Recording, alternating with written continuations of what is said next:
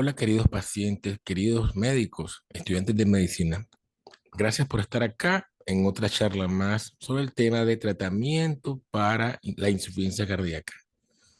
Específicamente ahora vamos a hablar sobre las famosas pastillas para orinar, el water pill, le dicen los gringos.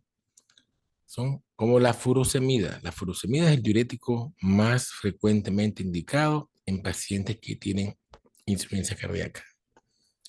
La furosemida, la hidroclorotiazida, metolazona, bumetanida, toracemida, son fármacos que le llamamos diuréticos. Los diuréticos, ¿qué es lo que hacen? ¿Para qué sirven? Acá les tenemos una imagen de un riñón para que ya vayan teniendo una idea de qué trata el tema. Los diuréticos son medicinas que van a provocar un aumento de la excreción, de la expulsión a través de los riñones de la orina. Bueno, de agua diríamos que se convierte en orina. Quiero decirles que realmente los diuréticos lo que hacen es bloquear en cierta forma la absorción o producir la pérdida de ciertos iones o diríamos elementos de la sangre, el sodio, el potasio, por ejemplo, y que estos a la vez jalan, arrastran agua y por eso es que incrementan en cierta forma, por supuesto, la eliminación de líquido a través de la orina, diríamos agua, ¿ok? Para hablar algo más sencillo. Hay diferentes diuréticos, no todos son iguales. Aquí a la derecha tenemos un riñón y más a la derecha la unidad estructural de funcionamiento renal a la cual los médicos le llamamos nefrona. No voy a profundizar en esto porque como hemos hablado o explicado en otras charlas, vamos a tratar de que lo más sencillo se ha explicado al inicio. Ok, entonces, ¿cuándo mandamos diurético y por qué mandamos diurético? Un paciente que tiene insuficiencia cardíaca, un corazón grande y débil, no puede bombear hacia afuera, hacia la aorta y hacia todos los tejidos de forma apropiada la sangre. Se acumula en el ventrículo izquierdo y hacia atrás diríamos que están los pulmones. Y esta sangre acumulada aumenta la presión interna del corazón y provoca que se escape plasma o agua hacia los pulmones, hacia las piernas. Y eso le llamamos los médicos signos de congestión o inflamación. Entonces acá nosotros hemos resumido algunos signos clínicos o síntomas inclusive de los pacientes que pueden sugerirnos al médico que puede necesitar de furosemida. Y digo esto porque no todos los pacientes que tienen insuficiencia cardíaca tienen retención de líquido. Algunos sí, otros no. E inclusive, aquí a la derecha verán que hay diferentes grados de retención de líquido, desde ninguna hasta ligera, hasta moderada y hasta severa. Y los parámetros que uno toma en cuenta, desde una placa de tórax, a un ultrasonido de tórax también, o exámenes de sangre como los péptidos arteriales que se mandan, y según sus valores, por ejemplo, va a darnos una idea de qué tan lleno de agua está este paciente, o qué tan aumentada está en este caso, en caso de los biomarcadores, las presiones de llenado del ventrículo izquierdo. A la izquierda, en blanco diríamos, están signos clínicos que su médico puede detectar al examen físico del paciente cuando llega a consulta con falta de aire y uno sospecha que tiene insuficiencia cardíaca. Inflamación de las piernas, falta de aire por la noche, ortoapnea. Esto es importante. Usted como paciente que ya tiene diagnóstico de insuficiencia cardíaca debe valorarse de no tener falta de aire o ahogo en la noche. Por ejemplo, si usted siempre ha dormido con una sola almohada, horizontal completamente, y de pronto empieza a tener necesidad de levantar las almohadas, a sentirse que tiene necesidad de dar vuelta, digamos, a esto para que usted pueda dormir, es que posiblemente está reteniendo agua. Y si eso le ocurrió antes, mejoró y está volviendo a caer, es que se está descompensando. Entonces, hay signos que uno puede ver del paciente en las placas de tórax, el examen físico y con exámenes especiales, como decía, que nos indican qué grado de retención de líquido el paciente puede tener y ahí habría que tal vez utilizar diuréticos, ¿ok? Entonces, los diuréticos hay diferentes, no todos son iguales. Hay una opción rápida, como son la furosemida, la bumetanida y la toracemida. No voy a hablar de los demás y hablo de estos nada más que estoy señalando porque son de efecto rápido y nos alivian mucho, mucho, muy fácilmente la falta de aire en nuestros pacientes, la incapacidad para poder dormir bien en la noche sin ahogo, ¿okay? Sin levantarse bruscamente con tos, que puede ser un signo de congestión, Acá a la derecha tenemos las dosis habituales de los pacientes de mantenimiento y a veces dosis de ataque. Esto es importante que plantearlo. Muchas veces el paciente al inicio, cuando va a nuestra consulta por primera vez, necesita tal vez de furosemida 80 miligramos al día, 40 en la mañana, 40 por la tarde. Cuando lo revelamos a la semana o a los 10 días o a los 15 días, ya él está sin congestión, sin inflamación completamente. Lo examinamos, está bien, ya tolera estar boca arriba, durmiendo tranquilo en la noche, no se levanta ahogado, no tiene tos. Ya hora posiblemente de bajar esa furosemida a 40 miligramos al día o tal vez suspenderla. Hay criterios para eso, pero lo importante es que quiero aquí enfatizar es que unas son las dosis habituales de entrada que uno le da al paciente cuando está muy mal descompensado y otra cosa es la dosis de mantenimiento, que es más baja. Porque si usted mantiene ese paciente con esa dosis alta de diuréticos, de furosemida, por ejemplo, 80 miligramos al día, y no se la baja, pues va a provocar mayor cantidad de efectos adversos. Acá están las características o más importantes de la furosemida, sobre todo, y es importantísimo. Y realmente, yo siempre he dicho que voy a tratar de no extenderme a más de 10 minutos, pero yo creo que estos medicamentos son de los que peor se indican o peor se manejan, tanto por los médicos como a veces por los pacientes. Y digo esto porque los pacientes se automedican muchas veces. Si no están inflamados por problemas de piernas, que tal vez es por varices y toman furosemida, o tiene inflamación en la cara y alguien les dijo, toma furosemida y la toman. No sé cómo será en sus países, pero acá en mi país, Nicaragua, la persona puede comprar el medicamento sin receta médica y poder él mismo indicárselo. Y esto puede resultar fatal. La furosemida y los diuréticos que pertenecen a su clase van a aumentar entonces, claro, la excreción de líquido en el paciente, ¿no? Ese riñón va a trabajar más, va a limpiar hasta un 30, un 40% más de sangre de lo que normalmente, ¿ok? Limpia, diríamos, ¿ok? Filtrado. Son rapidísimos, ¿ok? Actúan a la hora, media hora, ya hay efecto. Y se plantea que cuando uno tiene un paciente con insuficiencia cardíaca crónica y que necesita el diurético, por supuesto, la furosemida, y la suspende bruscamente, podría dar rebote. Y digo podría porque, honestamente, en mi experiencia personal, no he visto eso. Sí les quiero comentar que mis pacientes graves que están muy mal, muy afectados por el corazón, que la enfermedad está muy avanzada, sí existe que no puedo retirárselo porque le bajo la dosis y el paciente se descompensa, vuelve a rellenar líquido, ¿ok? Ahí sí, en esos casos de insuficiencia cardíaca avanzada.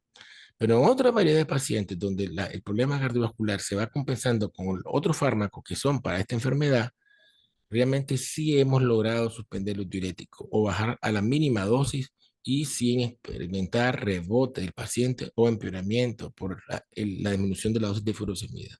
Aclaro por eso. Se le llama diurético de techo alto porque ellos, a medida que usted va subiendo la dosis, el efecto diurético de aumentar más el volumen de líquido que excreta el riñón es incrementado. Pero llega un momento cuando se usa esta dosis alta permanente por varios meses que ya el efecto se empieza a perder. Y a eso se le llama resistencia. Puede inducir pérdida de potasio, hipocalemia, hablamos los médicos, potasio bajo, y esto suele ser peligroso. El potasio, tanto alto como bajo, puede matar al paciente por arritmias ventriculares, ¿ok? Entonces, mucho más aún, la furosemida, que tiende a eliminar potasio. Entonces hay que tener cuidado, sobre todo cuando usamos dosis altas o cuando el paciente está en su casa con dosis alta y no regresa a la consulta médica.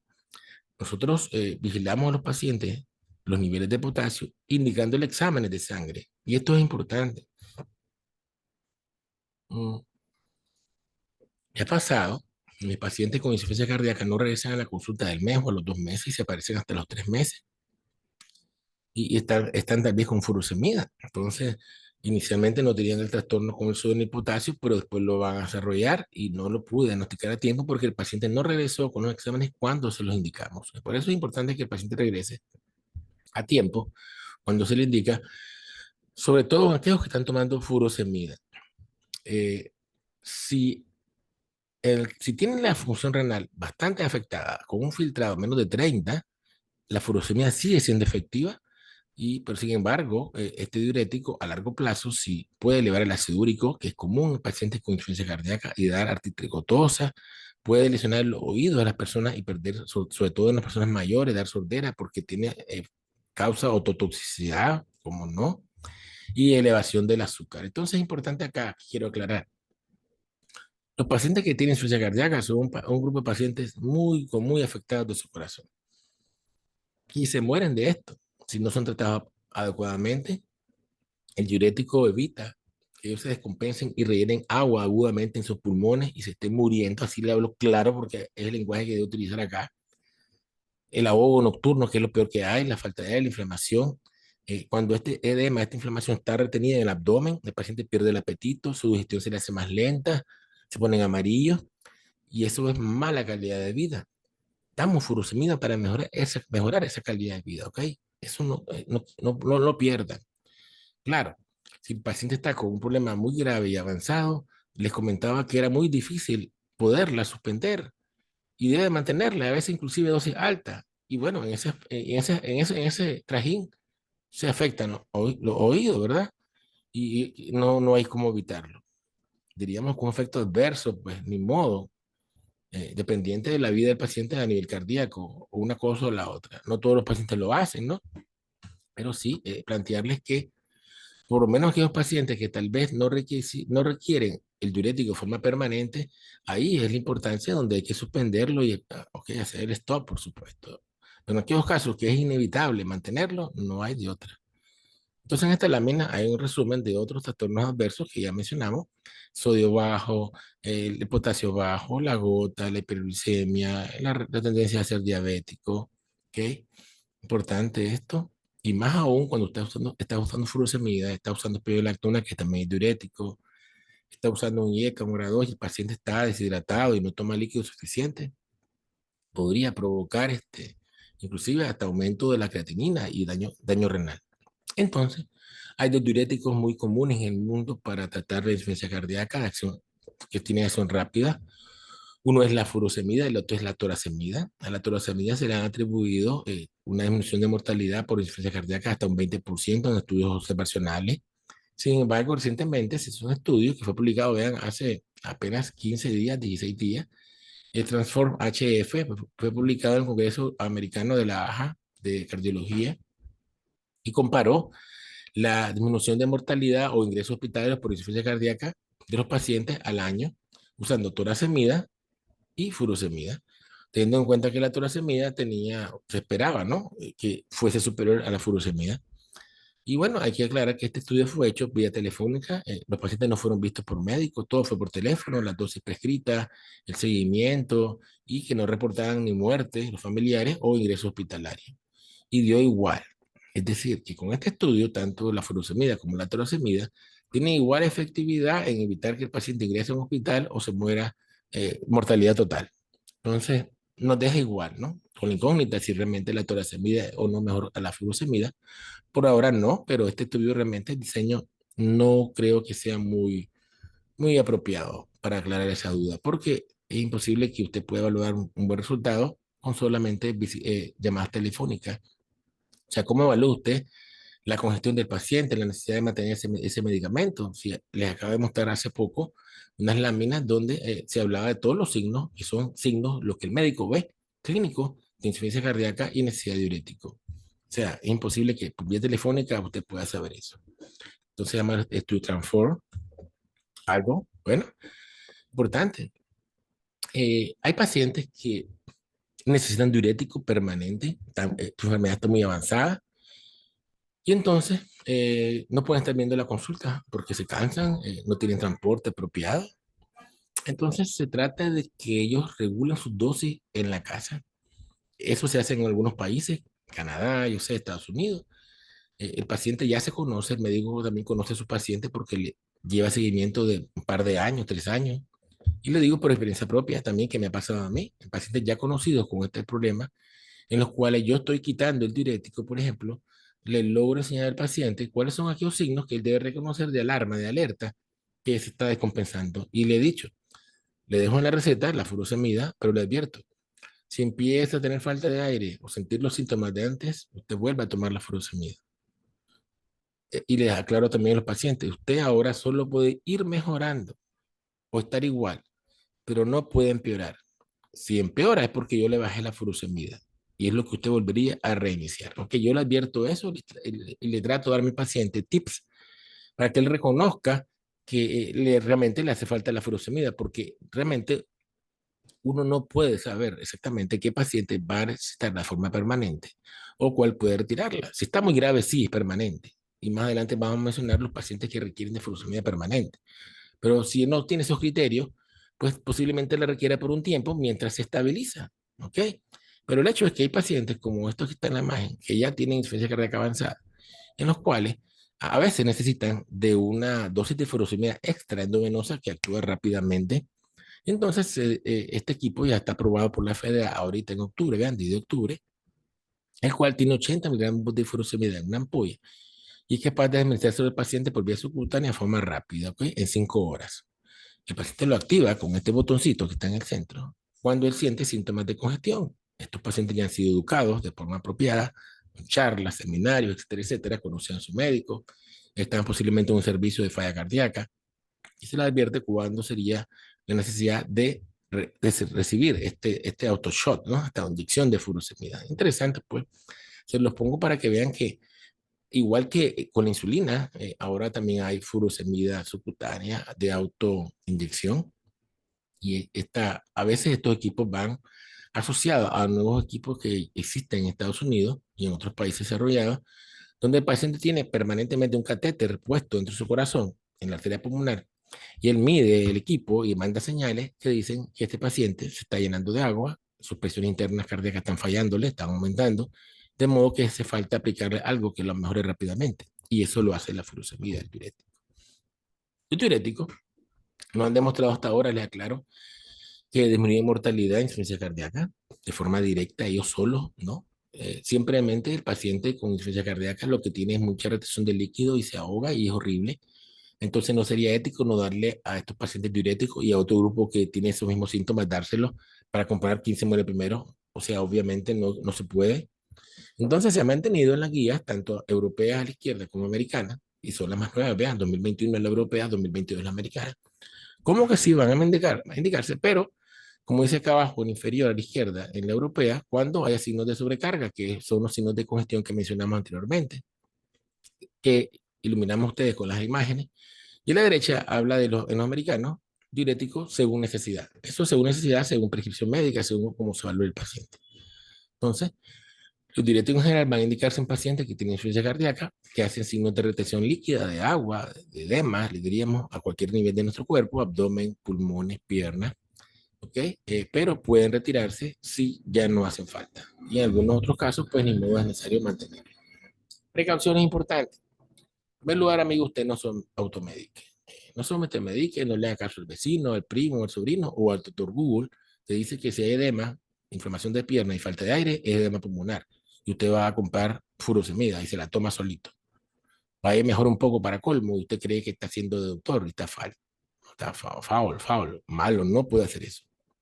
Los diuréticos pueden provocar trastornos del sodio y potasio que pueden ser fatales. Usted va a tener falta de aire, decaimiento, fatiga y no va a saber ni por qué.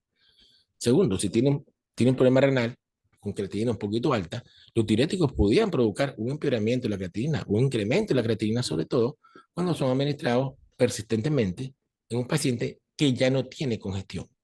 Si su cuerpo ya eliminó el líquido en exceso y está estable completamente, el exceso de furosemida o mantenérsela podría elevar la creatinina, causar daño renal, caída de filtrado glomerular y eso no lo queremos porque el diurético a dosis alta es tóxico para el riñón también. Por eso es el equilibrio. El médico tiene que examinar a los pacientes, usted tiene que ir a la consulta para dejarse examinado y que el doctor diga, ya no hace falta, bajemos la dosis, usted está hipovolémico, con poco ya volumen circulatorio, se me fue la mano, le dimos demasiada furosemida. ¿Qué pasa? Pues cuando eso pasa, da hipotensión, mareo, decaimiento, ¿sí? Orina ya menos de lo que tiene, entonces está seco. Entonces es importante que regresar a las consultas y hacerse los exámenes que son pertinentes. ¿Cuáles son aquellos exámenes que me van a indicar a mí que tal vez haya que bajar dosis de furosemida? Me subió mucho el ácido úrico, la creatinina está subiendo, el sodio está muy bajo, el potasio también, decaimiento, tendencia a la hipotensión, pulso débil, mucha sed. Son sugerencias de que la dosis es alta y que hay que suspenderlo o bajarlo. pero no es usted como paciente el que tiene que hacer eso, es el doctor que usted lo atiende. Importante que usted debe conocer los efectos adversos de cada medicamento que toma, ¿no? Ya lo advertí. En casos graves, es importante, mantenemos la furosemida y subimos dosis de espionactona. A veces, el punto 6 es importante, a veces pacientes que tienen mucha retención, tenemos todo el tratamiento apropiado, con IECA, beta bloqueadores, espionactona, SGTL2, y el paciente sigue descompensado con retención.